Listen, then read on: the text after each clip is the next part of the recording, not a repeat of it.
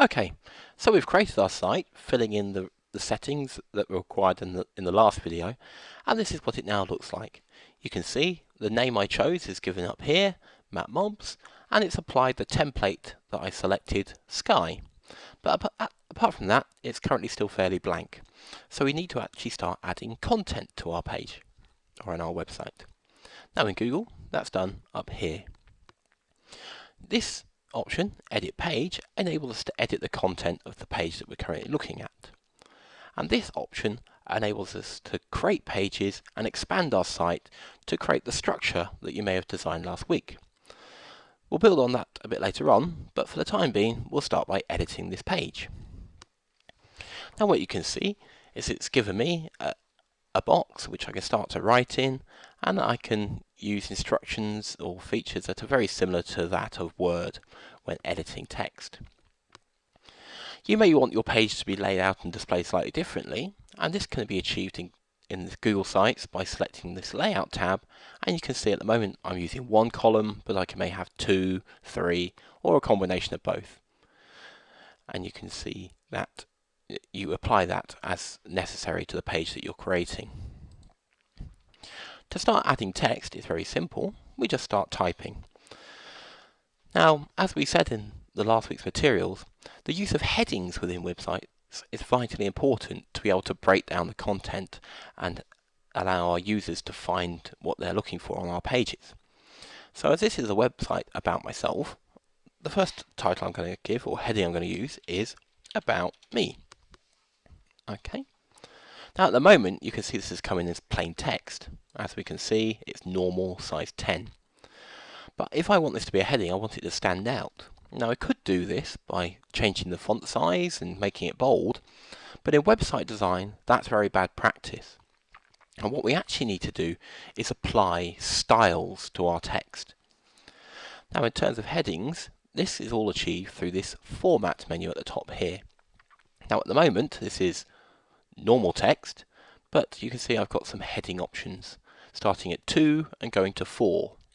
Now the reason it starts at 2 is because on this web page the title of the web page here is Home is heading 1. Therefore my next level of heading down in this page would become heading 2, and by applying that you can see it's added a style.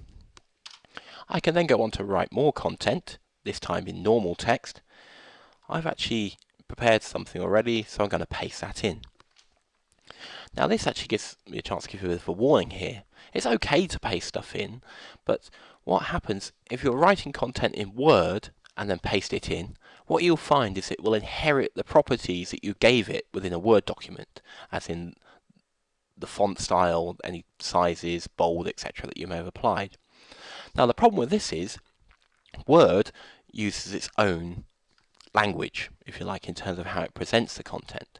Whereas on websites, they use their own language called HTML, which you'll see at the top here. Now if I look at this very briefly, you can see you may be able to identify some of the things we've already discussed. So at the moment, H2, there's that heading 2 I talked about, and now I've got my code within here. To understand this a bit more, I'm going to very briefly introduce what we mean and how HTML actually works.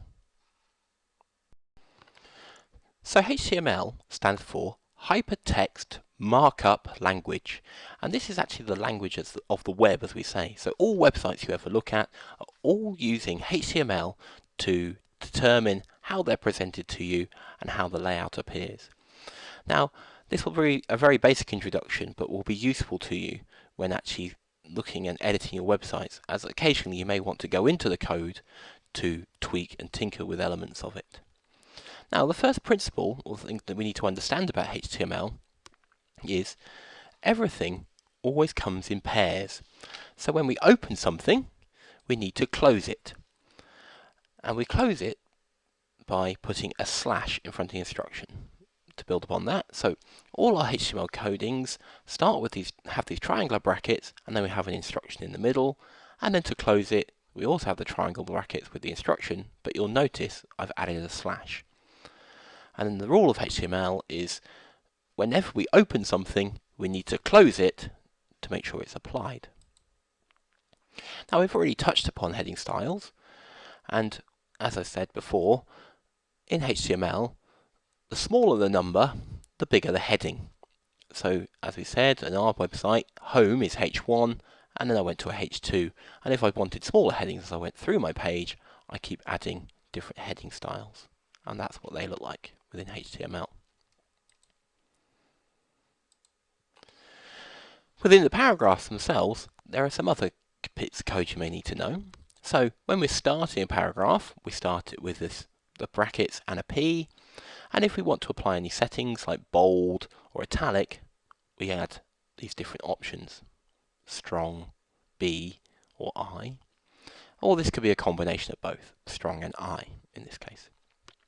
And then, wherever we've done that, we'd need to remember to close it off afterwards, and then once you've finished writing your paragraph, close your paragraph at the end like this.